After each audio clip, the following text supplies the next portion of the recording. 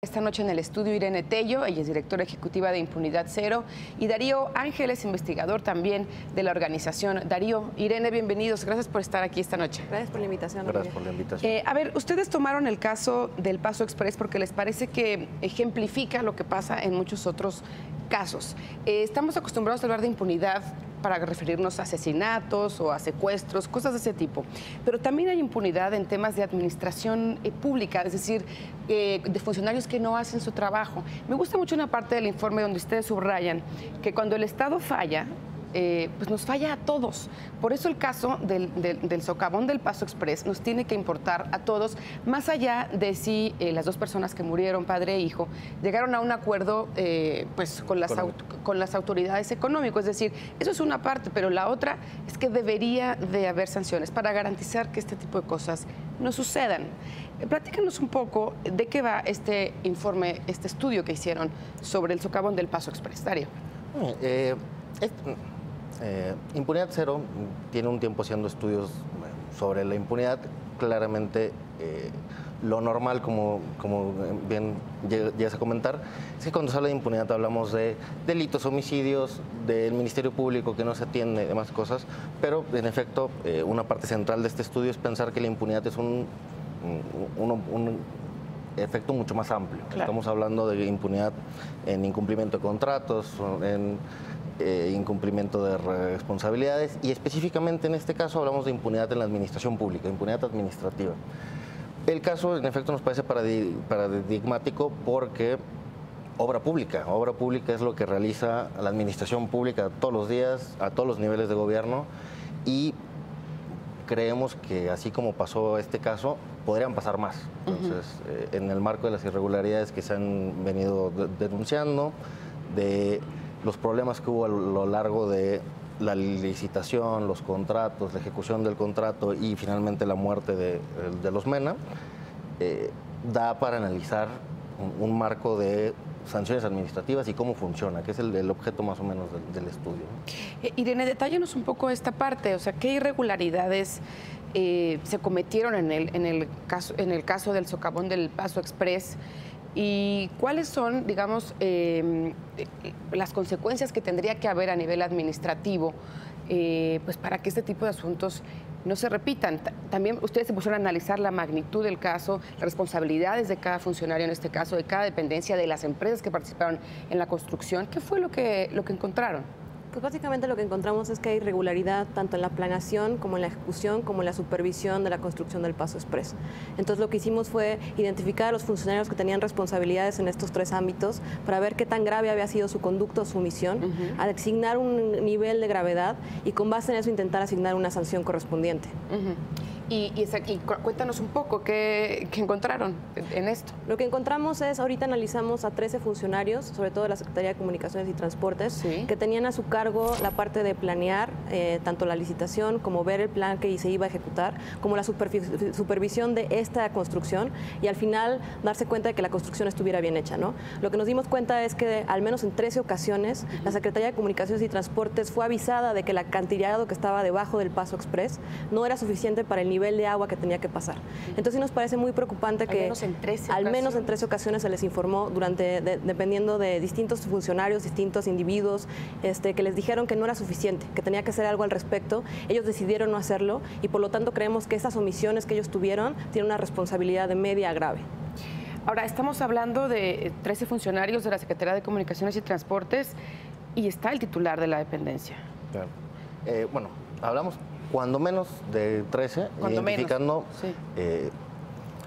identificando sí precisamente desde el titular y hacia abajo, de acuerdo a las relaciones que tienen con el caso. Esto es analizar el marco legal, encontrar qué obligaciones tienen y cómo su conducta o su omisión los liga con el resultado final, es decir, cómo toda la serie de irregularidades a lo largo de toda la obra incide finalmente en esto. Creemos que también esto es parte de lo interesante en el estudio. Comentábamos mucho que lo común al sancionar administrativamente es analizar la irregularidad de un funcionario. Este funcionario no hizo tal cosa, o este funcionario no hizo la verificación. El estudio lo que aporta es un análisis integral de las conductas de todos los involucrados con el resultado final. Entonces, partimos de la base de lo señalado por la Auditoría Superior de la Federación, en el sentido de que la planeación de la obra, desde que se encomienda por Banobras a un instituto sin capacidad técnica para planear obra, hay una irregularidad, hasta la adjudicación que se realiza con una obra sin planeación terminada y por lo tanto se modifica en el transcurso de estos casos. Y como comenté, Irene, a lo largo desde cuando menos que tengamos información del 2015 hasta 2017, cómo se va informando ya sea Secretaría de Comunicaciones y Transportes o a las empresas ejecutoras de la irregularidad o el riesgo que representa la tubería.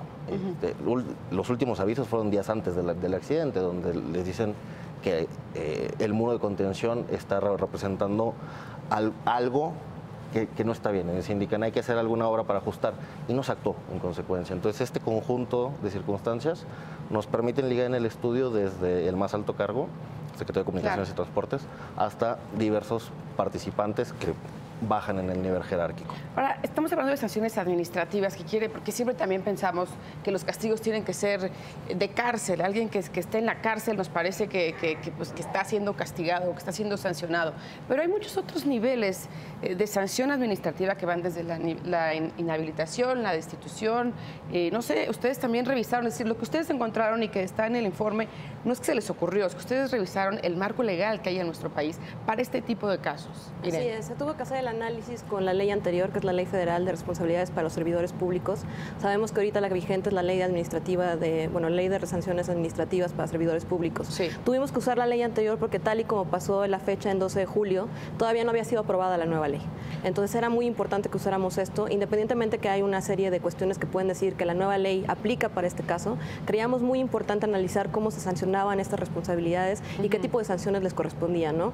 También para hablar sobre... La ley que estaba vigente en ese momento, aunque ahora hubo cambios. Sí, con el Sistema Nacional Anticorrupción tenemos una nueva ley de responsabilidades administrativas que es muy importante y que de hecho vamos a analizar en un segundo estudio de impunidad cero. Pues sí es muy importante empezar a abrir la discusión sobre, como dices, sanciones administrativas. Claro. Porque la gente siempre piensa que tienen que ir a la cárcel y pocas veces se piensa en lo importante que es también que si cometen una falta grave, también es un poco decir, pues no tienen que estar en esos cargos o tal vez se tiene que inhabilitar durante 10 a 20 años para que ya no puedan estar en el servicio público o incluso aplicarles una multa. Totalmente. Porque además es importante que la gente sepa, que sepamos como ciudadanos, como ciudadanas, que hay un camino a seguir. Es decir, no es de, ay, pasó esto, y ahora cómo hay que proceder. Es decir, tenemos leyes y documentos que establecen el camino a seguir en un caso como estos. Y ustedes lo analizan también. Sí. Bueno, en este caso, inclusive en la investigación, si la ven, diagramamos la forma en la que se debe de proceder en este tipo de casos. Son un diagrama de flujo muy clarito. En 7 puntos, si no me equivoco. Todo inicia con la etapa en la que al parecer nos encontramos actualmente, que es la etapa de conocimiento de la existencia de algo irregular. Entonces, en este caso, la Auditoría Superior de la Federación ya dio a conocer irregularidades en relación a la obra y ya remitió el expediente o la recomendación a la Secretaría de Función Pública para que inicie los procedimientos de sanciones. Por otra parte, Secretaría de Función Pública actualmente está en la etapa de auditoría. Originalmente informó que encontró 22 irregularidades y de eso le informa a Secretaría de Comunicaciones y Transportes para que dé una primera opinión sobre eso. Y hasta donde tenemos conocimiento, ahorita se encuentran analizando si se lograron desvirtuar esas irregularidades. Okay. Si quedan algunas, procedería a iniciar formalmente los trámites para sancionar. Entonces, digamos que la investigación está en curso. Todavía las autoridades, digamos que están a tiempo de a lo mejor ponerse a revisar el informe que ustedes que presentaron el día de hoy en Impunidad Cero para evitar justamente que haya impunidad en este caso. Así es, creemos que es muy importante hacer mención de que todavía el caso no está impune, pero también es muy importante dar a conocer este tipo de estudios porque luego se nos olvidan los casos y no damos seguimiento a lo que pasa y no tenemos el tiempo ni la especialidad para dar determinaciones de decir, bueno, estos fueron los responsables, tal sanción le correspondería y sí creemos que estamos a muy buen tiempo, pero también sabemos que si sigue pasando el tiempo, lo más probable es que sí quede impune este caso. Y se nos puede olvidar por algo que yo decía al principio que me gustaría terminar con eso nuestra conversación. La familia Mena llegó a un acuerdo económico, a un acuerdo reparatorio, digamos, con las autoridades. Pues por supuesto, ¿no? Es algo que se les debe, desde luego, Pero eso no quiere decir que no tenga que haber sanciones, que no tenga que haber castigo a los responsables de que esta tragedia, que no tenía que haber ocurrido, no tenía que haber pasado, que un padre y un hijo que iban manejando ese día en su coche pasaran por el Paso Express y cayeran en un agujero. No tendría que haberse. Entonces, esto no quiere decir que no deba de haber sanciones. Tal cual.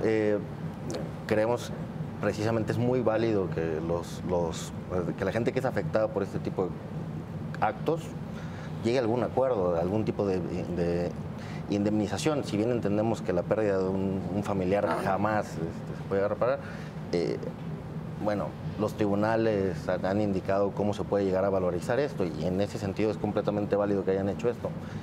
Sí, pues hasta donde se tiene información, es claro que eso da por concluido un tema penal, entonces acaba con la posibilidad de demanda.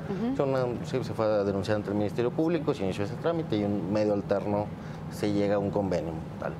Pero sí es importante que por ese acuerdo no se pierda que la ley obliga a sancionar, no es permite, es obliga que las irregularidades cometidas por servidores públicos se sancionen. Entonces, pone el dedo aquí, porque sí, quizá cuando vemos que ya se llegó a un arreglo, que los familiares ya lo aceptaron y están en lo justo, quizá alguien quiere decir, bueno, ya no es tan importante.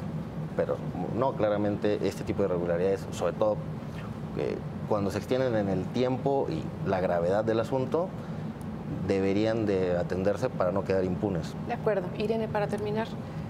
Pues creemos que es muy importante poner la discusión del nivel de impunidad que existe en el país.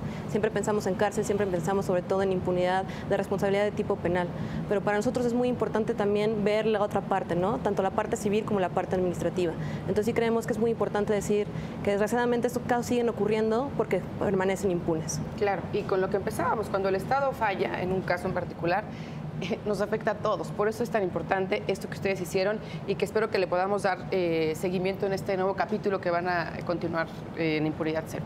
Muchísimas gracias, Darío. Gracias. Gracias, buenas noches.